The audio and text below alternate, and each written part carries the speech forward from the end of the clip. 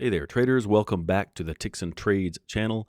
I know it's been a while since we've had a recap, so today we're going to catch up on the last 11 trading sessions from Wednesday, August 13 through today, which is Wednesday, August 27. The stretch has been pretty packed. A lot has happened, and we'll unpack it day by day, but I'm going to do something a little different to try to save some time. I have recordings of price action in real time for most days, although I was able to trade just a few times. I was traveling for part of the time and just generally busy most mornings, not able to focus on the market to trade the way I want to. And by the way, going forward, I plan to trade from market open until 12 noon each day. The last couple weeks are a precursor of how this might look going forward, trading just in the morning. The biggest difference being that soon I should have ample time in the morning to trade. Just need to work through a few things on my schedule first. But anyway, we'll go over each game plan with the daily levels so you'll know what the narrative was for each day before the opening bell. And then I'll play the recording of each respective day and talk through what happened during the morning session if you were trading the levels per the rules. And in the case of the days that I did take trades, you will see those trades. So let's jump right in, starting with Wednesday, August 13. That's a little doji candle right here. And I hope you pick up on some clues about where these levels come from, how to trade them, and other things to look for that will help you trade better. So the daily chart gave us this doji candle, as I've talked about. This little candle looks like a cross here, right under the trend line. They spiked it and closed underneath. A doji candle like that is usually a sign of indecision. The SPY was still above 640, but the timing was right for a potential rollover. It might take some time, but the signal was on the table. Here's the game plan for the day. So going into the day, the challenge was that we were in uncharted territory. With new all-time highs, overhead resistance levels are harder to pinpoint. We focused on 645.65 with a nearby trend line. If the bulls could hold above, they could eye 650, but getting back under 640, well, that would hand momentum back to the bears. So that's what we had going into the morning for Wednesday, August 13. So right after the 15-minute window, price tagged 645.65, and that set up the first official base hit trade on the short side if you were willing to take that trade. The trend line produced a near miss, so no trade there when they came down into it. And the level at 644.41, which we flagged in the game plan as reference only, was hit but not traded. So one clean base hit on the day, or for the day if you were playing by the rules. And as you can see, I took no trades on this day, like most days. Stopped the recording around noon or so. So back to the daily chart, focusing on this 13th, the August 13 candle. So that doji that the daily chart, that this daily candle gave us, kind of set the tone. So if the bulls were to break above the high of that candle and close above it, then 650 would be in sight. If they stayed below and started closing below the low of that candle, as long as they didn't close above it, then the rollover scenario would strengthen, and either way, that setup was in place. So basically, that doji candle was kind of the shot across the bow. Timing was right. They hit the trend line. It was a pretty good area for them to probably roll over. And as we can see now, with the benefit of hindsight, they did roll over, but that's all we had to go by on that day. On to August 14, you notice that they gapped lower the open, but they tested the high of Wednesday's candle, that doji candle. They could not close above, so that meant the reversal potential remained intact. But what do we have going into the morning? Well, the focus is on that doji. Could it signal a trend change? We also talked about two trend lines crossing around 645.50 to 647, creating a zone of interest. And as always, 640 was the doorway lower if the bears wanted to take control. This was the game plan going into August 14. So here's the recording for the day. You notice I got started a little late, got set up. So right after 9:45, price hit that 643.11. That would have produced a quick and easy trade on the long side as they bounced off of it. That was kind of the clean trade of the day. 644.89 when they got up there was a near miss, which meant that no official trade happened there per the rules. Still, that whole area turned out to be overhead resistance, which validated that morning plan. And I took no trades, but this is the tape or the recording we have for the morning session. I'll just let this go till I stopped it around noon, a little after noon or so. So on to August 15. So this is the first down day. This is what we had at the end of the day, of course. The close was still in the safe zone. They were above the prior day's low, but the momentum seemed to be shifting. So let's talk about what we had early in the morning. So heading into the open before the opening bell, price was pushing toward yesterday's close or the prior day's close around 645. That was more of a reference than a tradable level. The real focus was whether they could hold above and gun for 650 or roll over. We still had that doji candle signal. Here's a recording of the live trades or the live action. The level at 644.95 was not meant to be traded. We were just watching it. But the next level down at 642.78, that was typoed as 652.78 in the game plan, but I corrected here on the chart. That's why I put a screenshot of the chart in the game plan just in case there's a mistake like that. But it gave us a solid long base hit if you were playing by the rules. And that was the day's official trade. And I don't believe I took trades on this day either. So this recording stops. There was the trade if you played by the rules, but this recording stops around midday. On to August 18, basically a sideways day. Not much progress, but the close was below Friday's close, and that's not a great look for the Bulls, and that's what we had at the end of the day, of course. But going into the day on the game plan, we highlighted 642.65 as the axis level. Above it, the Bulls could push higher. Below it, the Bears could get traction, and 640 remained the line in the sand. That was the doorway to lower prices. So the only level hit on August 18 was that 642.65 around 10 a.m. So that gave us a straightforward bounce and a base hit if you chose to trade it. Simple and clean, the only official trade for the day. There's the hit, and they bounced. And no trades for me personally. This is just the recording of the price action for the morning. So back to the daily chart, looking at August 18. So really the market was at a fork in the road at this point. So either the Bulls got the momentum and headed back up, or the Bears could take control by closing the tape below 640. That's the line in the sand. It's been in the line in the sand for a while. That doji reversal candle from back on August 13 was still hovering, and that still had some significance as of Monday, August 18. And by the way, I just had notes for each of these days that I just plugged into ChatGPT to ask it just to kind of summarize everything. So hopefully it's caught everything correctly. I'm just kind of narrating off of the output from that prompt. Anyway, that's August 18. We'll move on to August 19. August 19 was the first pretty decent down day, and this time price closed below 640. We've been saying for several weeks, a couple weeks at least, that 640 was the doorway. The door is now open to lower prices. So what do we have going into the day, August 19? Well, in the game plan, we said the big picture is still bullish, but shorter time frames were starting to break down. We noted the need to watch for closes below the 50 and the 100 period moving averages, and 640 was the Bulls' last defense. So this is what we had going into the day for, what day is this? August 19. Here's a recording for August 19. So shorting at 642.85 after that 9:45 a.m. window, right about now or so, would have given you a base hit. And shorting up at 643.75 would have given you another base hit. This is all by the rules. Then taking a recycle trade, going on the long side at 642.85 would have given you a third base hit. But going long at 642.15 when they got down there and adding in at 641.46 would have been a messy outcome, a 6-point fumble, and then a base hit on the reversal of that combined position. I end up going long at 641.46. I had time to get into a trade this day, and it turned out to be the wrong one. I could have taken a base hit. They did give me 4 points or so, but I held out for too long, or held on to it for too long, and just let it stop me out at a 20-point loss. That's my max loss limit. So I gave some back to the market on this day. Kind of painful, but I should have just played by my own rules, and that trade would have actually worked out pretty well, or that level.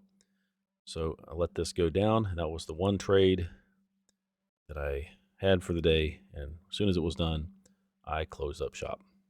That was enough for me to give back to the market for one day. So back to the daily chart, just a reminder that they closed under 640 on this day. So either the Bulls were to fight for a rebound or lower prices were coming. Timing favored the Bears at this point, as we've been saying for a while. So it wasn't too surprising that it was a pretty big down day. The next day, there it is, there's the drop. Of course, that's the end of the day. Ended with a tail candle on higher than average volume, which is notable.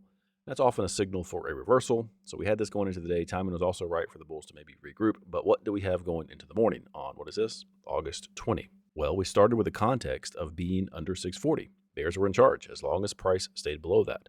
The levels were designed for base hits, counter trend base hits pretty much. And this is what we had going into the day. You can read through the game plan and notice the levels. On this day, I was traveling, so I don't have a recording of price action.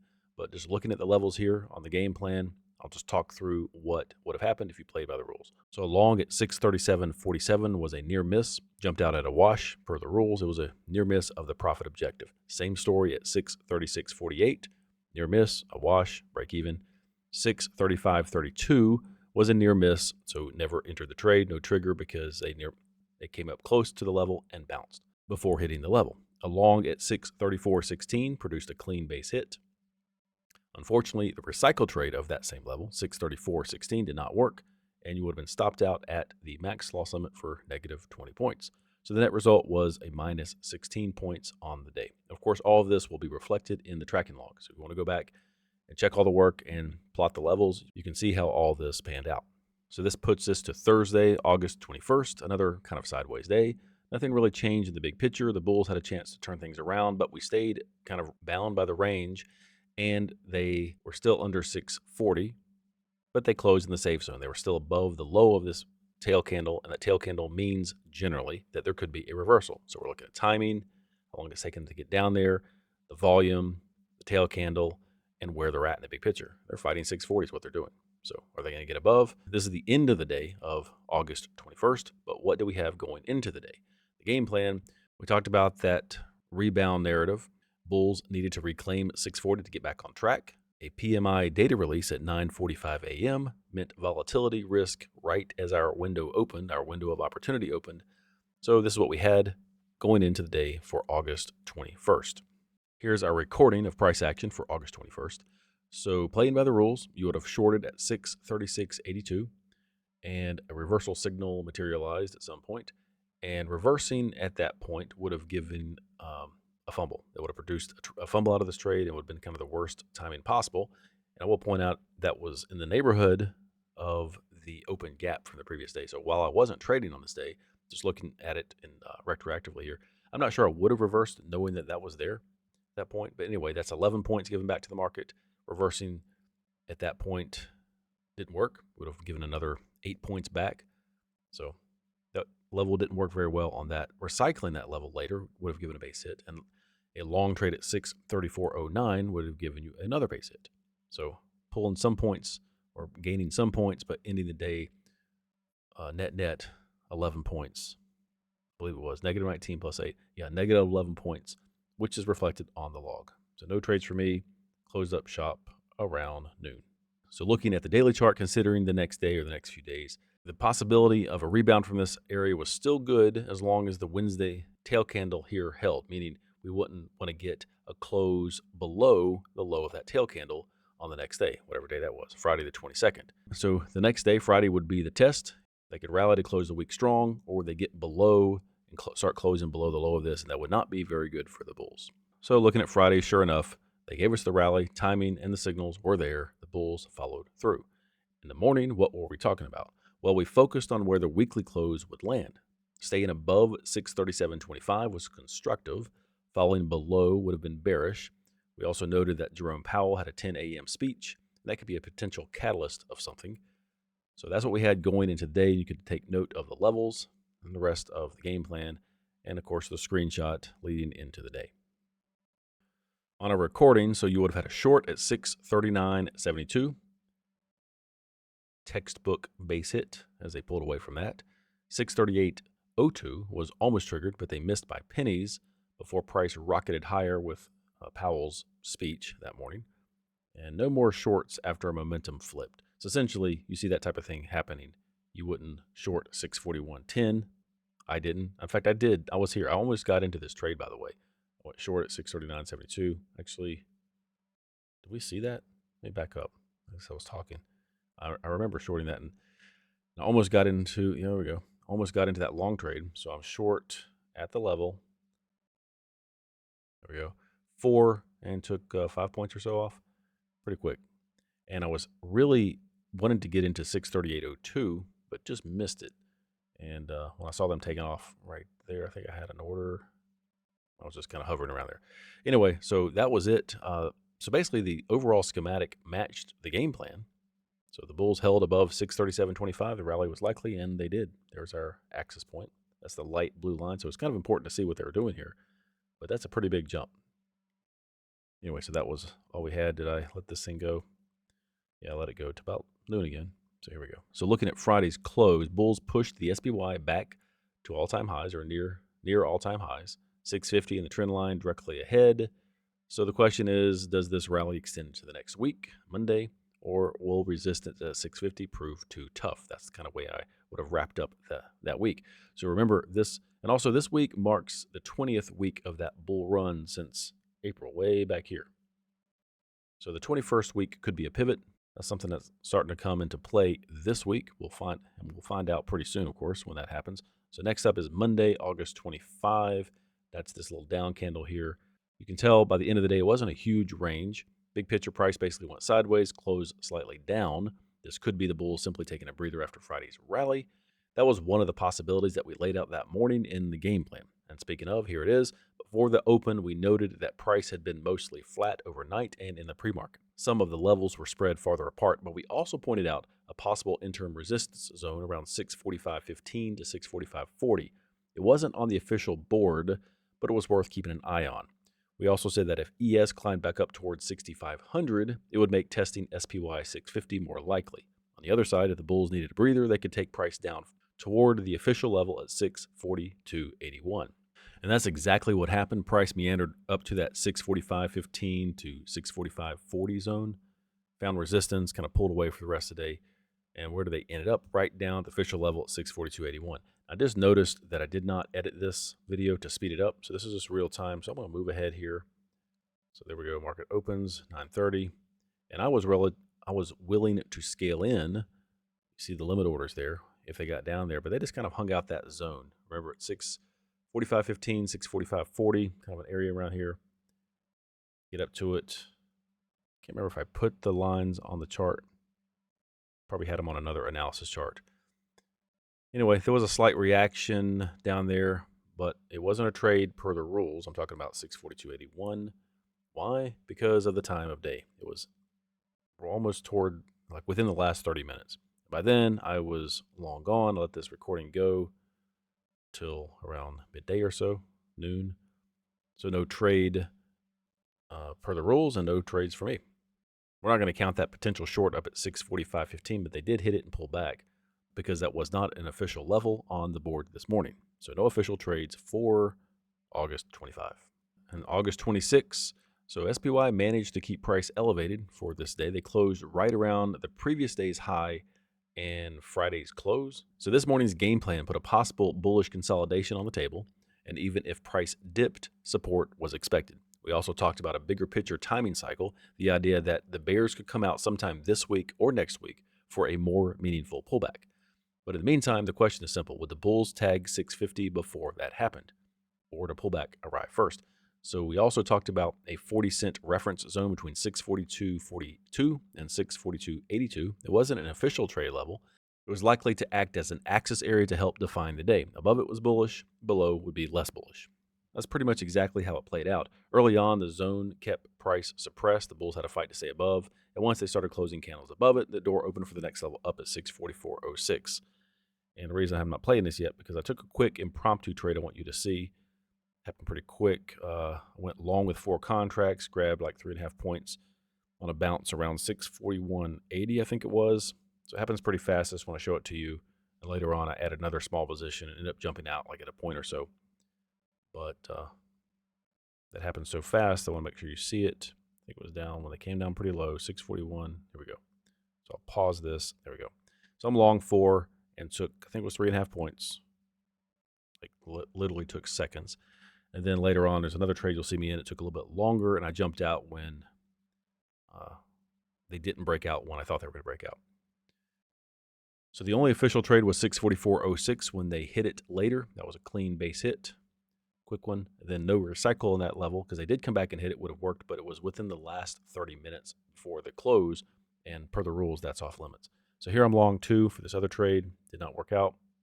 But it wasn't a problem. I just brought my profit objective down kind of to beat price just to get out of the trade. As it kind of drug on, and here we go. Let me back up and show you. There we go. Let's pull it down. It's like $50 or something for a point. And that was it. I just wanted to be out. And then by noon or so, I just stopped the recording, and that was it for me. So the official trade happened later in the day, and the recording was not going when that level was hit. So back to the daily chart. So where did that leave us on Tuesday, the 26th? So that day's price action basically retraced half of Friday's up move. It came back down, found some support enough to push back up higher into the close. So that meant at that point, if the bulls could break above the highs, they could tag 650, maybe spike above it.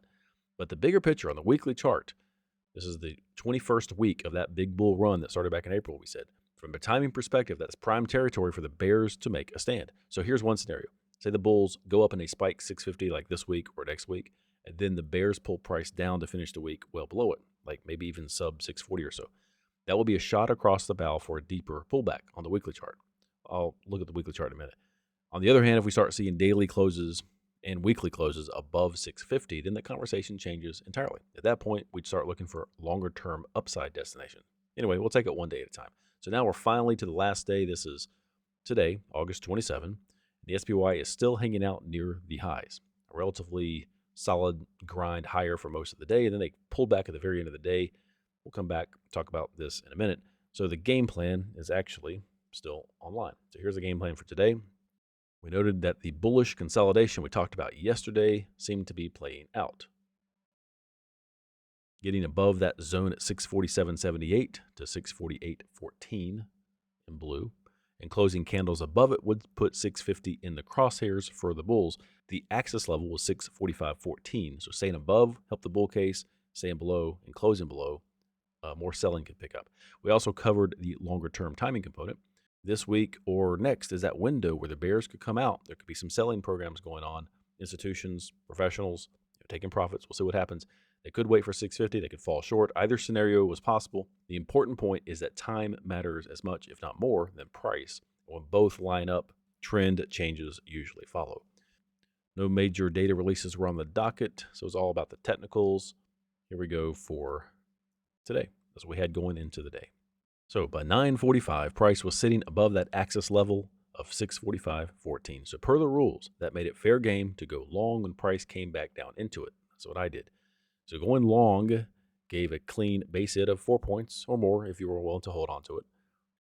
And so that's what I did. I went long at 645 with 6 contracts. I held on a little bit longer. Ended up getting 8 points. So I'm going to move ahead here and show you. So that's $2,400. And took a little bit longer, maybe 30 minutes or so. And I was done for the day. Did let the recording go longer, but I stopped it per usual around noon. There we go. So all that recording was done on Wednesday, but 2 more days have elapsed. So this is Thursday and Friday, the 28th and 29th. I'm actually making this video on Saturday, but a few things have happened, so we're going to talk about it. I'm just going to incorporate the last couple days, and we'll look at how this all landed. This big, massive recap. Hopefully I'll get on track and make more consistent, more daily videos going forward. So Thursday, they kept going. The momentum was higher. This is the trend line. 650 is up kind of in that general area. Never made it, as you can see. Let's talk about what we had going into the day on Thursday, August 28th. For starters, the story was pretty much the same. The anticipation or the expectation was bulls would want to get to 650. They'd have to get up there, hit the trend line again. That general area was important. And that whole bearish timing thing in the longer term, this is talking about the weekly chart, which we will look at the end of the video. 21st week, timing's pretty good. The area is pretty good. No guarantees, but that's something we had to think of. It could start this week, or that could start next week if it were going to happen. So pretty much the same story. We had a bull axis at 647.78. A little bit of a typo there in the game plan, but you can see the levels at the top and at the bottom in the screenshot of the chart before the market opened. So staying above that would be good for the bulls, and 646.60 was the bear axis. If price got below and stayed below and closed below, which means like 10, 15, 30-minute, maybe hourly candles, that's probably not so good for the bulls. So that's what we had going into the day for Thursday, August 28th. Since it's just a couple days, I don't mind plotting the levels. We'll talk about Thursday and Friday. This is the 1-minute chart that you're used to seeing. So there were actually no trades per the rules, and here's why. First, we're going to ignore 647.78 because it was hit before our 15-minute window. So 9:45, prices on their way down. They're down here. So they came down into 646.60. You want to adjust that if you want to 646.65 with a 5-cent buffer. Either way, they came up closer. They actually hit it and bounced up within 10 cents of the profit objective. You'd be looking for 4 points up here. It didn't hit your profit objective. They're down to the entry point. That is a wash. You jump out at a wash. We call that a near miss of the profit objective, and they're down below at that point. And not enough time had gone by between when they got under this level and they came back up, almost, but not quite. So if you're strictly playing by the rules, you would have not attempted this for a recycle trade. As you can see, it was good on the other side, but we're not going to count it. That's a short trade there. Per the rules, was not really valid. They're up to 647.78. Once again, if you were to adjust the level with a 5 cent buffer, it'd be 647.73. The high was 647.66. That is within 10 cents, and they pulled away very drastically. You're going to consider that the trade not attempted again, unless you're adventurous, because they did pull away again. But we're not trading 647.73 or 78. That was the official level because of that near miss. And now they're up to 648.71. So on this level, 648.71, I'm going to show you something. This is something you've probably seen before. 20 cents below the operating level, or the official level, I should say, is right here. Let's put like a little, maybe make it red. That's 20 cents below. So if price stays, this is just a little rule I have. If price stays within 20 cents or kind of gets up to 20 cents and can't get above it of the level for 20 minutes or longer, which is exactly what happened, when they hit it, you probably don't want to trust it. This is just them building energy to possibly go higher. They finally hit it at 2:30 or so in the afternoon. This is Eastern time. And because of this type of action, you're not going to trade this. This is a consolidation. This is a no trade. They got above, and at this point, after 3:30 or so, you're not going to attempt this level again. They tried to bounce off of it a couple times, and here they did. But what time is it? It's 3:38 p.m. Per the rules, you would have not entered this trade, but you can tell the level was important because they bounced there. The rule is don't get involved in trades within the last 30 minutes of the open session. So no official trades for Thursday. So back to the daily chart. This is Friday, that's yesterday, and price fell. And I was kind of in a hurry both mornings trying to get a game plan put together. And I may have missed something. I'm not sure I did. I'll show you the game plan in a minute. I think I made the comment that there was nothing obviously bearish on my analysis charts. Said something to that effect. There may have been something that I missed because it was a pretty drastic fall throughout the day. And we'll talk about the levels and what happened, but this is where we're at today. So they can't seem to make it up to 650. This could be overall bullish consolidation. We'll just come back and maybe say a few more things. But right now, let's look at the game plan for Friday, August 29. The game plan is still visible on the member side, the back end of the website. So here's the levels. You can read through those. So basically, we're talking about this is a Friday in the middle of the summer. It's the end of the week and the end of the month. And it's before a 3-day weekend. So typically, the market's pretty slow on those kind of days. But price is at an extremely important place right now. Close to 650, you're trying to get up there. It could be kind of a pivotal point. We had some levels to look at. 648.90 was our axis point. The bulls stayed above, or if price stayed above, the bulls could probably push higher. But if they got below 648.90, it's probably better for the bears. And we're still talking about the time. Either on this Friday or next week sometime, the bears had a pretty good chance of pulling price down. So we had that going into the day. But we had a lot of levels to look at that we could possibly get counter trend trades if everything else looked okay in real time. So here you go. This is what we had going into the day. After 9:45 in the morning, after the first 15 minutes passed, they were on their way down. So unless you went short early on, you would have started looking for opportunities around here, and they never came back up and tagged this 647.25. So no trade there per the rules. They fell. They came down into 645.99. If you went into that trade at 646.04, that would be the 5 cent buffer. They bounced up within 10 cents of hitting a profit target right there before they fell back down. That's a near miss of your profit objective. You would have jumped out at a wash. So you're ending on the flat line on this trade.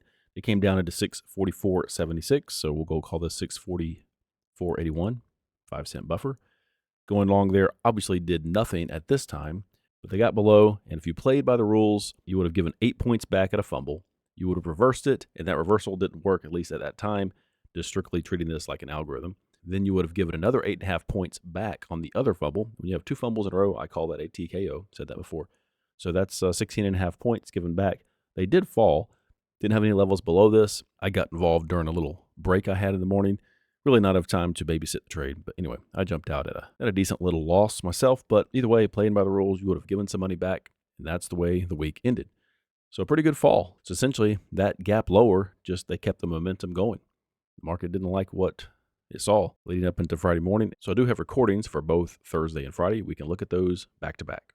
Here's Thursday. I didn't take any trades, but we'll just run through this really fast. You can see what price did with our levels and draw your own conclusions.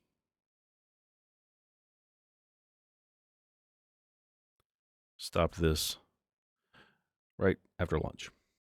Here is the recording for Friday. And like I said, the time I got into the trade was just a small window of time I had as they were coming down into 644.76. Here we go. I'm long 4, and Didn't play by my own rules. I would have reversed this trade. Well, we talked about what would have happened if you played by the rules and would have given some points back. But as it were, I just jumped out at a loss. I'm going to call it a fumble, around 8.5 points.